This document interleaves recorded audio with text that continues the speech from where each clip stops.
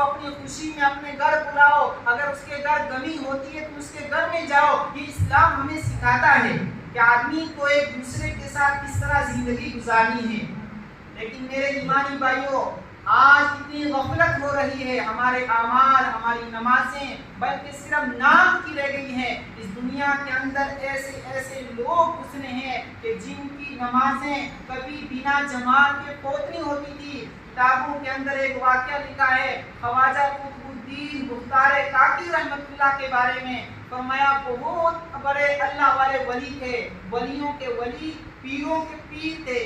जिस वक्त उनकी मौत का वक्त आया, उन्होंने एक वसीयत लिखी और वसीयत के अंदर ये लिखा कि मेरी नमाज जनाजा वो आदमी पढ़ाए जिसके अंदर ये 4 शर्तें पाई जाती हो। वो 4 शर्तें ये थी कि मेरी नमाज जनाजा वो आदमी पढ़ाए जिसकी जिंदगी में कभी भी नमाज जमात के साथ फौत ना हुई हो, यानी तकबीर उला के साथ नमाज पढ़ी हुई हो। नंबर 2, वो आदमी मेरी नमाज जनाजा पढ़ाए जिसकी जिंदगी में बलूगत के बाद कभी भी असर की सुन्नतें ना छूटी हो। नंबर 3, वो आदमी मेरी नमाज जनाजा पढ़ाए जिसकी जिंदगी में कभी भी तहज्जुद की नमाज ना छूटी हो। और नंबर 4, वो आदमी मेरी नमाज जनाजा पढ़ाए जिसकी जिंदगी में कभी किसी गैर औरत पर, गैर महरम औरत पर कभी गंदी निगाह ना पड़ी हो। फरमाया जिसके अंदर 4 शर्तें हो, फरमाया वो जनाजा पढ़ाए। चुनांचे कुछ दिनों के बाद हजरत का इंतकाल हो गया और जिस वक्त इंतकाल हो गया, गुस्ल हुआ, कफन हुआ। कफन होने के बाद जनाजा रख दिया गया।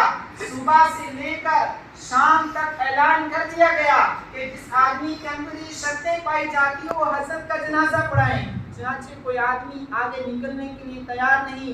बड़े बड़े उलमा, सुलहा, औलिया, पीर, कोई आदमी आगे नहीं निकल रहा है कि हजरत का जनाजा कौन पढ़ाए। चुनांचे जिस वक्त शाम हो गई, पहली सब में से एक आदमी आगे आया और हजरत के मुंह से कफन को हटाया और कहा कि आज आपने मेरा राज फाश कर दिया। अगर मैं ये शर्तें ना बताऊं तो आपका जनाजा बगैर नमाज के होता है।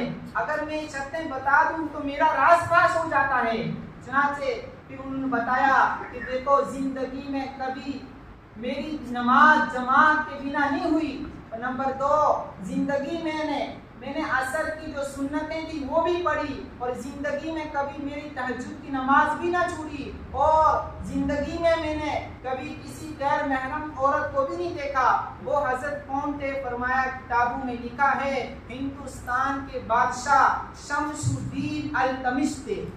ऐसे ऐसे लोग, ऐसे ऐसे वली अल्लाह की गुजरे हैं कि जिन्होंने इस दुनिया के अंदर रहकर भी अपने ईमान को बचाकर, अपनी जिंदगी को नेक गुजार कर अल्लाह और उसके रसूल और उसकी सुन्नतों के मुताबिक करके चले गए। ऐसे वाक़यात से हमें सबक सीखना चाहिए। आज अगर हम मजदूरी पे जाते हैं या मुलाजमत पे जाते हैं, वहाँ हमारे लिए नमाज पढ़नी दुश्वार, वहाँ हमारे लिए मुलाजमत आ जाती है, वहाँ हमारे लिए दुकान आ जाती है। एक आदमी अपनी दुकान को छोड़कर नमाज पढ़ने के लिए तैयार नहीं, एक आदमी अपनी मुलाजमत को छोड़कर इसके लिए नमाज के लिए तैयार नहीं, अपने कारोबार को छोड़कर नमाज के लिए तैयार नहीं, नबी के तरीके को अपनाने के लिए तैयार नहीं। वो कैसे बादशाह और कैसे औलिया और कैसे अल्लाह वाले गुजरे हैं कि जिन्होंने वक्त के अंदर हुकूमत भी की, बादशाहत भी की, अल्लाह को भी मनाया, नबी के तरीके को भी अपनाया और जिंदगी गुजार कर इस दुनिया से चले गए। हमें इन वाक़यात से सबक सीखना चाहिए। तो अल्लाह ताला से हम दुआ करते हैं, अल्लाह ताला मुझे और आपको इन तमाम नेक बातों पर अमल करने की तौफीक अता फरमाए। व आखिरु दावाना अल्हम्दुलिल्लाहि रब्बिल आलमीन।